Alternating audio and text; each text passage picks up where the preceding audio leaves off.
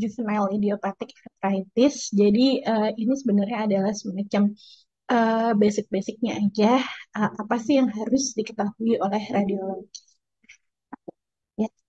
Jadi ini yang akan kita bahas pada hari ini, mulai dari introduction, kemudian modalitas-modalitasnya dimulai dari radiografi, USG, MRI, kemudian peran radiologi untuk monitoring terapi, dan juga summary dari modalitas imaging yang dapat kita gunakan. Ya, eh, juvenile idiopathic arthritis atau JIA ini sebenarnya adalah kalau zaman dulu kita mengenalnya sebagai JRA ya, juvenile rheumatoid arthritis atau juvenile chronic arthritis. Nah, ini merupakan suatu gangguan inflamasi yang heterogen yang sifatnya ini tidak diketahui penyebabnya atau idiopatik. Makanya namanya kemudian diganti dari juvenile rheumatoid arthritis menjadi juvenile idiopathic arthritis. Nah, walaupun demikian ini merupakan penyakit rheumatologi pediatrik yang paling sering dan juga eh, kadang-kadang seringnya datang ke radiologi itu dengan keluhan yang spesifik ya. Apalagi kalau misalnya kita nggak mendapat em, informasi klinis yang cukup untuk mengetahui apakah pasien ini mengarah ke suatu arthritis. Jadi kadang-kadang datangnya ke kita cuma dengan nyeri aja, kemudian dimintakan pemeriksaan radiologi. Nah, ini bisa mengenai satu atau lebih sendi. Makanya kalau satu yang gejalanya hanya satu itu mungkin yang nanti akan menjadi agak-agak kita harus waspada ya, karena ada sekian banyak diagnosis bandingnya. Kemudian sering terjadi pada usia di kurang dari 16 tahun dan durasinya biasanya lebih dari. Nah, tujuan pemeriksaan radiologi itu adalah yang pertama untuk mengeksklusi penyebab artritis lainnya dan yang paling penting adalah untuk mendeteksi perubahan inflamasi sebelum adanya kerusakan sendi yang signifikan. Nah, ini adalah beberapa subtipenya, jadi bisa sistemik, bisa palsi artikular atau oligoartikular, bisa poliartikular yang baik rheumatoid faktornya positif ataupun negatif, bisa psoriatik, bisa juga berkaitan dengan enthesitis, dan bisa juga dia undifferentiated. Ini adalah predileksinya. Kalau kita lihat di sini, yang paling sering terkena adalah genuk. Kemudian yang berikutnya adalah hip, kemudian pergelangan tangan, kemudian sendi sakroiliaka, vertebra, dan sendi temporomandibular. Nah, untuk yang pertama, foto polos, ini biasanya kan kita tahu tersedia di mana-mana, kemudian juga biasanya kalau muskuloskeletal merupakan first imaging modality. Nah, sebenarnya tujuannya apa sih kita melakukan foto polos pada pasien-pasien dengan curigaan GIA ini? Yang pertama adalah untuk menyingkirkan kelainan tulang yang lain yang mungkin menyebabkan nyeri pada pasien tersebut. Nah, yang harus kita ingat di sini kita berhadapan dengan anak yang eh, banyaknya kan tadi terkena di bawah 16 tahun ya. Jadi eh, skeletonnya sendiri, tulang-tulangnya itu belum mengalami maturasi sempurna. Jadi masih ada eh, apa facial plate yang terbuka. Nah, itu bisa dan mungkin juga masih ada secondary ossification center yang dia belum mengalami ossifikasi sempurna yang itu menyebabkan kesulitan tersendiri dalam evaluasi. Kalau misalnya sudah ada kerusakan pada sendi, maka berarti ini perjalanan penyakitnya sudah lanjut ya. Untuk radiografi sendiri, sebenarnya untuk melihat defek kartilago dan juga evaluasi soft tissue-nya, ini kita hanya bisa melihat secara tidak langsung, jadi melihat tanda-tanda indirectnya. Nah, ini untuk gambaran radiologis. Mungkin yang paling apa salah satu yang sering ditemukan adalah ini apa adanya edema pada jaringan lunak, kemudian adanya periartikular osteoporosis. Ini mungkin kalau yang ini sih tidak jauh berbeda ya dengan artritis inflamatori pada dewasa. Jadi ada periartikular osteoporosis, kemudian ada uh, edema pada soft tissue-nya, kemudian juga bisa ada erosi, penyempitan celah sendi. Nah, kemudian mungkin yang khas pada anak-anak itu adalah uh, adanya gangguan pada maturasi eh, ossification center. Kemudian adanya gangguan pada daerah epifisial.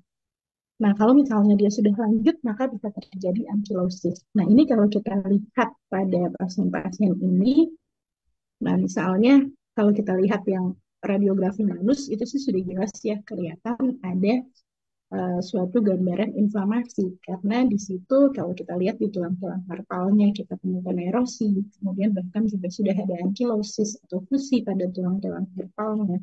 Kemudian pada uh, di giginya juga kita temukan pada valangsnya dia ada subluxasi, kemudian ada erosi, ada penyempitan celah sendi. Nah, kadang-kadang yang subtle-subtle yang harus kita lihat adalah misalnya ini di pergelangan tangan kita menemukan erosi pada daerah epifisis dari eh, radius, kemudian kita ketemu juga erosi pada tulang-tulang karpalnya di sini. Nah, ini bisa mengarahkan kita ke suatu gambaran inflammatory arthritis. Apalagi kalau dilihat di sini densitas tulangnya ya juga ya di daerah-daerah periartikularnya dia kelihatan menurun. Nah, kemudian kita juga harus waspada jaringan lunak. Nah, misalnya ini pada radiografi ankle di sini kita bisa lihat bahwa ada penebalan jaringan lunak atau kesiraman di daerah anterior recessnya dan juga di daerah trigger recessnya. USG ini biasanya digunakan untuk diagnosis dini, kemudian bisa juga digunakan untuk memonitor terapi dan untuk menentukan apakah penyakit ini sudah mengalami remisi atau belum. Jadi yang dia memperlihatkan spektrum dari gambaran inflamasi dan juga yang non-inflamasi. Yang harus dicari itu adalah sinusitis. Jadi ini termasuk adalah sinusitis yang subklinis ya. Jadi kalau misalnya dia sinusitisnya dia klinis, maka biasanya pasiennya itu ada keluhan nyeri di sendi tersebut. Akan tetapi dengan USG ini kita bisa menangkap juga yang subclinical. Jadi pasiennya belum ada keluhan nyeri, tapi pada saat kita lakukan USG kita sudah bisa melihat adanya uh, tanda-tanda inflamasi atau sinusitis. Nah, yang harus dicari juga biasanya karena ini ada yang tadi enthesitis related arthritis, maka bisa juga dia adanya di daerah-daerah entesis ya. Jadi terjadi entesitis atau entesopati di daerah-daerah entesis, yaitu daerah-daerah perlekatan dari tendon, ligamen, kapsul sendi. Nah, bisa juga kita lihat adanya edema pada lemak di daerah intra maupun ekstraartikular. Nah, ini contohnya pada pasien dengan keluhan nyeri di daerah hipnya, ternyata yang kita dapatkan itu adalah di daerah bursa trochanter sini terlihat adanya penebalan bursa dengan penebalan ini kelihatan juga ada cairannya sedikit-sedikit dan pada saat dilakukan Doppler nih ada sedikit peningkatan uh, vaskularisasi. Nah, penebalan sinovium, kemudian cairan, apalagi kalau misalnya akut sekali ada peningkatan vaskularisasinya itu menunjukkan ke suatu sinovitis. Atau kalau pada kasus ini, maka karena adanya di bursa, ini adalah suatu bursaitis.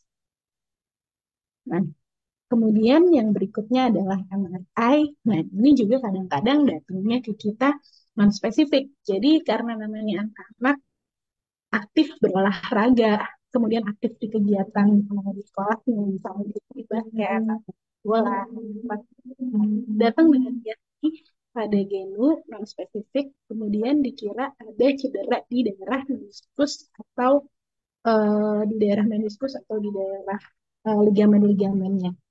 Akan tetapi pada saat di MRI ternyata ketemunya adalah temuan yang lain. Jadi pada MRI yang harus dicari adalah inflamasi di daerah soft tissue, termasuk di daerah tendon sheath. Kemudian ada atau tidak bone marrow edema yang merupakan tanda dari inflamasi pada bone marrow. Ada tidak erosi atau destruksi yang masih awal. Nah, biasanya digunakan untuk ini, axial skeleton. Jadi apakah ada keterlibatan pada vertebra, pada sendi sacroiliaca. Nah, bisa juga untuk melihat ini, apakah memang dia ke arah suatu inflammatory arthritis atau ke arah osteomyelitis atau infectious arthritis. Nah, ini misalnya pada kasus yang gendut ini, pasiennya datang tadi dengan nyeri, disangka suatu sports injury. Ternyata pada saat dilakukan MRI, yang kita lihat adalah di sini ada penebalan sinovium nih di daerah sendi femorotibialnya, dia memang berdekatan di ligamentum cruciatum anterior. Kemudian juga kalau kita lihat ternyata di posterior femurnya ada uh, reaksi periosteal solid. Nah, itu yang mungkin merupakan suatu penanda ya kita kita jadi lebih waspada. Wah, ini kemungkinan bukan suatu sports injury saja, tapi karena ada sinusitisnya di sini. Apalagi setelah di protokol kita review semua meniskus kemudian ligamen, kayaknya tidak ada cedera yang cukup signifikan. Dan ini kalau kita lihat pada potongan koronalnya di daerah antasisnya, kita bisa lihat ada uh, bone marrow edema yang pada kasus ini masih cukup stabil. Kemudian setelah dilakukan pemeriksaan lebih lanjut baik secara laboratorium maupun klinis, memang pasien ini didiagnosis mengalami suatu juvenile idiopathic arthritis. Nah, ini kasus berikutnya ini mungkin lebih jelas terlihat ya dibandingkan dengan yang kasus sebelumnya. Nah, di sini kita bisa melihat bone marrow edema yang cukup hebat di daerah acetabulum kanan sampai ke daerah proximal femur kanan. Kemudian di sini juga kita bisa lihat di daerah antesisnya, di daerah trochanter femur, trochanter mayor dari femur, kita bisa melihat adanya bone marrow edema. Dan juga di sisi kanan kelihatan edemnya sampai ke tidak hanya di bone marrow edemanya, tapi juga sampai ke antesisnya itu sendiri. Kemudian di sini kita lihat juga adanya akumulasi cairan pada sendinya, dan ini edema juga di daerah intensif. Nah, di sini kita bisa mendiagnosis pada pasien ini sebagai suatu inflammatory arthritis. Nah, untuk monitoring terapi, uh, biasanya yang kita lihat ini yang pertama dengan radiografi. Jadi kalau kita tahu untuk rheumatoid arthritis misalnya pada pasien dewasa ada beberapa scoring method. Misalnya yang terkenal adalah Sharp van der Haag. Nah, itu ternyata tidak bisa digunakan untuk anak karena tidak sesuai. Karena untuk dewasa itu scoringnya itu berdasarkan pada lebarnya uh, celah sendi. Jadi kalau pada anak-anak yang dia osifikasi dari si uh, secondary ossification centernya ini masih berjalan, ini bisa menimbulkan masalah karena jadi kayak seakan-akan ada perubahan dari lebar celah sendinya, padahal itu disebabkan karena ada osifikasi, proses osifikasi yang merupakan suatu proses maturasi yang fisiologis. Nah, uh, kemudian ada yang namanya Prosnowski scoring. Ini hanya bisa digunakan di pergelangan tangan sampai facial plate-nya dia menutup dan metatarsal 2-nya dia uh, tumbuh sempurna. Kemudian juga Raffaelli di sini mencoba untuk mengadaptasi Schaff van der Heijden scoring dan dia menambahkan 5 tempat, yaitu di sini metakarpalnya ditambahin 2 sampai 4, kemudian ditambahkan juga kapitatum dan hematum. Nah, itu yang bedanya dengan Sharp van der Heijden. Ini yang Raffaelli uh, scoring. Dan kemudian ini adalah uh, Prosnansky scoring. Nah, kemudian joint space narrowing ini uh, merupakan indikator untuk kerusakan dari kartilago hialin dan juga kerusakan dari epifit. Nah, berikutnya dengan ultrasound. Ultrasound ini kelebihannya kalau kita pakai Doppler, maka kita bisa melihat aktivitas dari uh, itisnya, baik itu sinusitis, tenosynovitis, maupun bursitis. Kita juga bisa melihat destruksi atau erosi dengan ultrasound, apakah dia ada progresi atau tidak. Nah, kan tetapi ini assessment-nya sebagian besar masih bersifat kualitatif. Nah, ini Sparses et al. Dia menemukan bahwa power Doppler ultrasound berkorelasi dengan asesmen klinis dan lebih sensitif dibandingkan dengan LED maupun kadar CMP.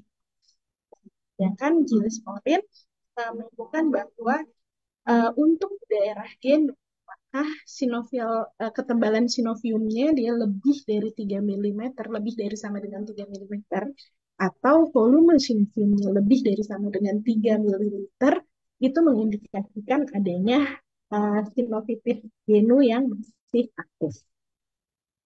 Nah, untuk MRI kita juga menggunakan qualitative assessment, jadi pakai yang namanya JAMRIS untuk genu ya, Juvenile Arthritis MRI Scoring. Nah, bisa juga menggunakan OMREC, Outcome Measures in Rheumatology Clinical Trial. Ini menggunakan sistem yang terdiri dari 4 grade ya. Dia tergantung dari permukaan pada tulang yang rusak, kemudian sinovitis dan osteitis. Ini dinilai di 15 tempat, yaitu tulang-tulang wrist, kemudian basis metakarpal, distal radial, dan distal ulnar. Bisa juga digunakan dynamic contrast enhancement, yaitu untuk melihat enhancement dari sinoviumnya. Jadi untuk melihat rate dari sinovial enhancement ya, karena kita tahu kalau di TI kan nanti keluar ininya ya, keluar kurvanya. Nah itu kita boleh lihat seberapa sih sinovial enhancement di daerah yang mengalami inflamasi. Kemudian untuk MRI dengan kontras ini bisa digunakan untuk melihat defek pada kartilago dan juga vaskularisasi pada kartilago itu sendiri. Nah, ini slide yang terakhir mungkin ini adalah uh, uh, ringkasan ya dari modalitas-modalitas apa yang bisa kita gunakan dan apa sih yang harus kita lihat. Nah, ini tergantung dari sendinya. Jadi kalau pada uh, genu, maka radiografi ini biasanya dikerjakan sebagai pemeriksaan pertama. Kemudian kita gunakan untuk menyingkirkan diagnosis banding dan untuk uh, melihat apakah ada gangguan pertumbuhan. Kemudian USG ini untuk melihat uh, efusi sendi dan sinovitis, kemudian juga untuk ini ya guiding injection, guiding aspiration. Kemudian MRI digunakan untuk mengevaluasi sinovitis dan juga untuk melihat apakah ada struktural abnormality. Kemudian untuk hip ini sama ya, hampir sama dengan knee. Jadi kita bisa melihat ini apa untuk menegakkan diagnosis pertamanya, kemudian untuk menyingkirkan diagnosis banding, melihat gangguan pertumbuhannya, dan juga untuk melihat adakah destruksi. Nah, untuk ultrasound dia perannya sama, jadi untuk mendiagnosis efusi dan sinovitis juga untuk guiding baik injeksi maupun aspirasi.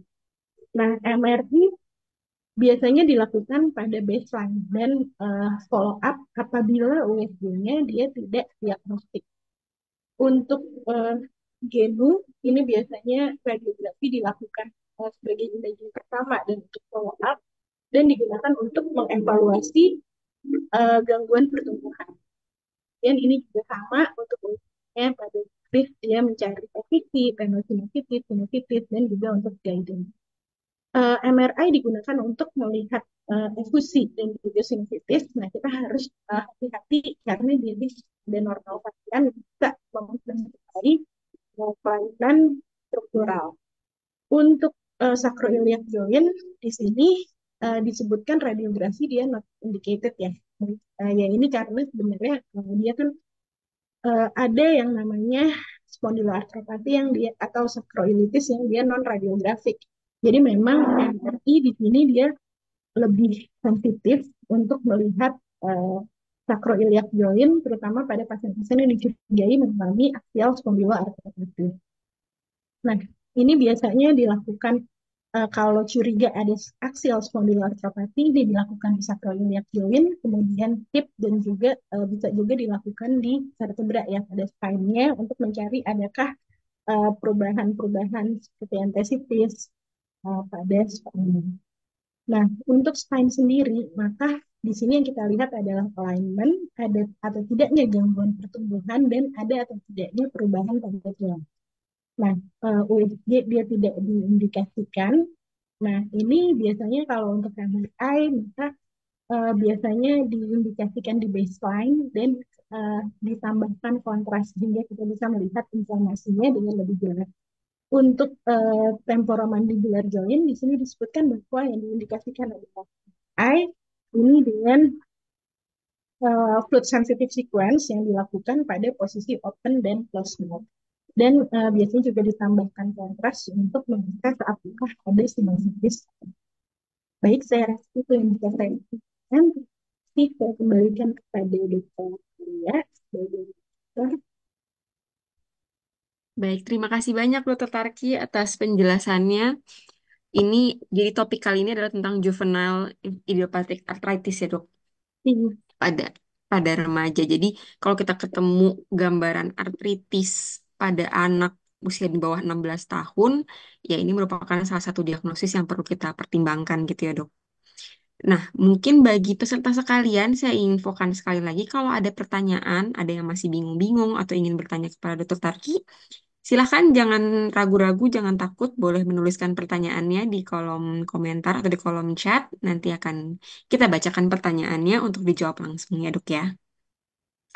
Jadi dok, ini sebenarnya kalau tentang GIA sendiri, itu sebenarnya apakah bisa kita anggap sama seperti inflamatory arthritis pada dewasa, cuma ini terjadinya pada kelompok usia yang lebih muda atau gimana dok? Atau sebenarnya dia ada lokasi-lokasi predileksi tertentu yang berbeda atau ada kira-kira perbedaannya apa nih dok?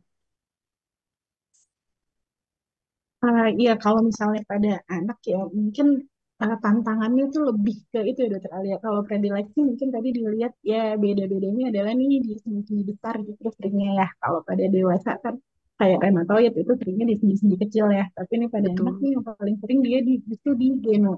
Jadi sebagian besar itu di sendi-sendi besar itu memang juga termasuk, tapi dia yang paling sering adalah di jalur. Nah, di sini tantangannya itu justru lebih ke karena seringkali datangnya ke kita itu dengan keluhan yang non spesifik. Jadi biasanya kadang berapa kali kejadian justru radiolognya Erto ini klinisnya cuma pain, tapi pas di MRI atau di USG ketemu ada apa sinusitis misalnya, atau tadi kok ada apa reaksi periosteal, ada gambaran osteoartritis yang lain. Atau entesitis tadi ya dok, ada bone Hmm, marrow edema hmm, di regio infeksius. entesisnya. Nah, Betul. itu yang kayak kayak gitu tuh yang justru bisa mengarahkan kita, wah ini bukan sekedar di pain karena apa misalnya karena ada proses trauma atau apa, tapi ini ternyata prosesnya mungkin sesuatu yang sistemik gitu, ada arthritis di situ. Hmm. Dan biasanya dia hanya melibatkan satu sendi saja atau bisa poliartikular juga dok. Misalnya kalau di Bisa, genu bisa dua-duanya atau bisa biasanya biasanya paling sering hanya di satu saja dok. bisa. Jadi dia bisa ini, bisa multiple sendi juga ya. Tadi kan udah dilihat di klasifikasinya, dia bisa oligo Betul. artikular maupun bisa juga apa dia poliartikular ya. Poliartikular ya. Nah, Tapi tapi rata-rata tetap di sendi besar ya dok, walaupun dia hmm, seringkali sih di situ ya, di sendi besar. Nah, terus juga pentingnya lagi ya mungkin ya awareness-nya kita ya, karena kadang-kadang kan kalau pada anak yang curi-curi nih kita nggak curiga gitu, kecuali memang klinisnya udah jelas-jelas bilang suspek DIA gitu. Nah, tapi kan kalaupun jarang ya dok. kalaupun disuspek GIA juga mungkin yang harus kita singkirkan ya tadi itu dokter Alia. Jadi diagnosis banding ya. Jadi apakah Hmm. jangan sampai ternyata di sana GIA ternyata dia ada infectious arthritis misalnya, atau Betul. temuan yang lain. Jadi itu yang kayak kayak model osteoarthritis, abses itu juga harus kita singkirkan juga. Betul, karena justru itu penanganannya pasti akan berbeda ya dok. Kalau Beda memang dia banget. septic arthritis atau infectious arthritis, tentunya butuh penanganan yang cepat dibandingkan kondisi yang inflammatory arthritis. Nah, kira-kira apakah kita bisa dok membedakan apakah ini dia inflammatory arthritis karena GIA atau infectious arthritis? Kalau misalnya dari MRI mungkin, kalau MRI kan biasanya pada saat awal nggak langsung dipakein kontras ya dok ya, mungkin Iya, kalau untuk kasus anak. ya mungkin yang pertama dilihat ya pola bone marrow edema juga ya di Australia. Jadi memang dia model kayak suatu bone marrow edema yang disebabkan oleh infeksi atau osteoartritis ya. Kemudian juga apa kemudian juga eh, bisa juga kalau misalnya itu, kalau misalnya jelas-jelas kan kita lihat adanya bone marrow edema. Ya, misalnya kayak kalau dia subakut ya ada abses intraoseus misalnya, terus ada nggak dia hubungannya kloakanya sampai ke jaringan lunak itu yang kayak gitu-gitu kan kita lebih mengarah ke arah suatu infeksi ya. Sedangkan Iya kalau dok. misalnya dia inflamasi, maka biasanya neuroedema itu di daerah muskular, di daerah tesis, jadi nggak yang si akut tulangnya seperti osteoartritis. Jadi lihat pola bone marrow edemanya lokasinya di mana ya dok. Dan mungkin Hmm, juga kalau untuk infectious arthritis, biasanya dia tidak hanya bone marrow edema saja yang terlihat ya dok. Biasanya mungkin di sekitarnya, di lemak subkutisnya juga udah ada hmm. fat stranding yang heboh. Atau mungkin misalnya juga cairan sendiri juga sangat banyak dengan ya tentunya penebalan sinovium juga gitu ya dok ya mungkin. Iya, mungkin soft tissue apa ya soft tissue juga pasti kalau prosesnya infeksi dia ya tadi seperti dibilang dokter Ali ya edemanya biasanya heboh tuh ngalah-ngalahin tingginya si lesi di intra tulangnya ya. Nah, Betul. sedangkan kalau misalnya eh, GIA ini maka seringkali dia edema soft tissue-nya tuh localized di daerah-daerah entesis karena tadi ada proses enthesitis atau entesopati itu tadi. Kemudian juga biasanya edemanya tuh modelnya lebih kayak model-model sinusitis ya. Jadi nggak cuma edema, tapi di situ kita bisa lihat di daerah sindiknya, di daerah bursa itu kayak ada penebalan sinovium. Bisa jadi ada cairan juga di situ. Jadi penting untuk lihat struktur atau kelainan lainnya ya dok ya, selain Iya, si bone marrow edemnya itu.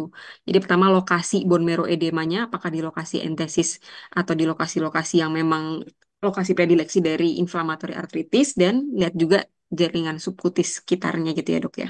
iya.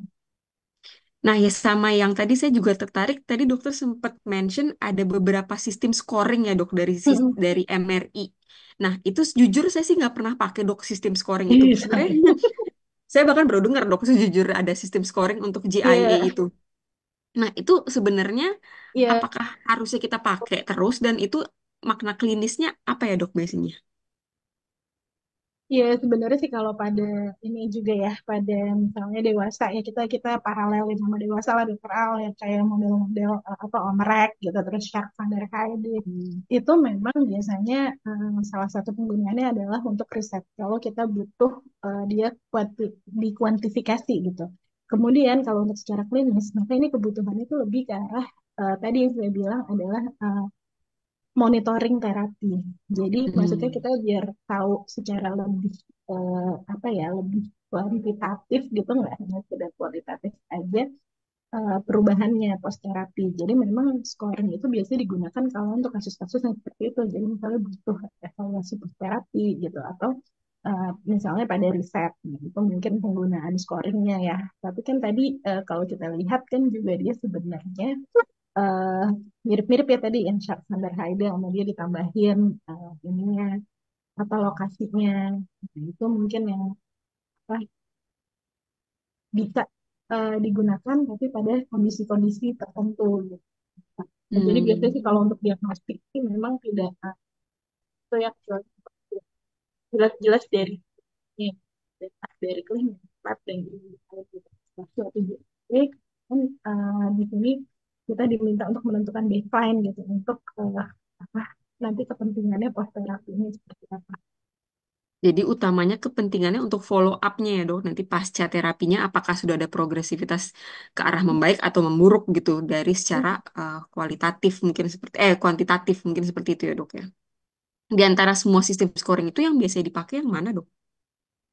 Itu juga ya tadi tergantung ngomong itu ya bisa pakai yang tadi kan yang ada dua macam sistem scoring cuma kayaknya Omrek tuh dia yang lebih apa yang ininya tadi yang dia sampai ada berapa jenis jadi semakin banyak yang dinilai itu yang semakin dia ini ya semakin dia lebih elaborate lah untuk kita menilai karena jumlah tingginya yang dinilai juga lebih banyak dibandingkan sama kita cuma nilai tingginya aja tadi. Dan ya memang mungkin apapun sistem scoring yang kita pakai, sebaiknya memang dikoordinasikan juga dengan klinisinya ya dok. Nanti kita udah pakai sistem scoring yang A, klinisinya malah pas lihat bingung ini apa, Nah, jadi maksudnya itu gimana gitu ya. jadi mungkin kok apa komunikasi kita dengan klinisi dan bahasanya yang sama itu juga yang penting ya Betul. biasanya sih. Oke dokter, ini sih sejauh ini saya lihat di kolom chat belum ada pertanyaan nih. Saya ingatkan lagi bagi peserta sekalian yang ingin bertanya ke dokter Tarki, silahkan jangan ragu-ragu, boleh ditanyakan. Kalian kita menuntut ilmu di hari Lunar New Year ini. Kemudian ini juga ada info nih dari dokter Marcel bahwa untuk acara studium general berikutnya itu akan diadakan pada tanggal 10 Maret. Jadi persis Pas eh, banget. Oh, sebulan nih persis. ngabuburit tuh kayaknya dokter Alia. Oh benar, iya ya. Sambil Kemungkinan ngabuburit puasa pertama nyari-nyari itu. betul betul. Kemungkinan kita Sambil puasa hari pertama tanggal 11 ya dok kalau nggak salah ya. 11 ya? Kalau Oh nggak iya, salah ya kalau dokter. nggak salah ya. Tergantung itu aja. Lihat sidang isbat berarti itu mau Betul betul ngabuburit betul. atau enggak. Berarti emang kayaknya nih studium generalnya selalu jatuhnya di hari-hari raya ya dok ya, hari-hari besar nih kayaknya nih. Baik dokter, ini kita udah tinggal 4 menit lagi mungkin ya waktunya sampai jam 6.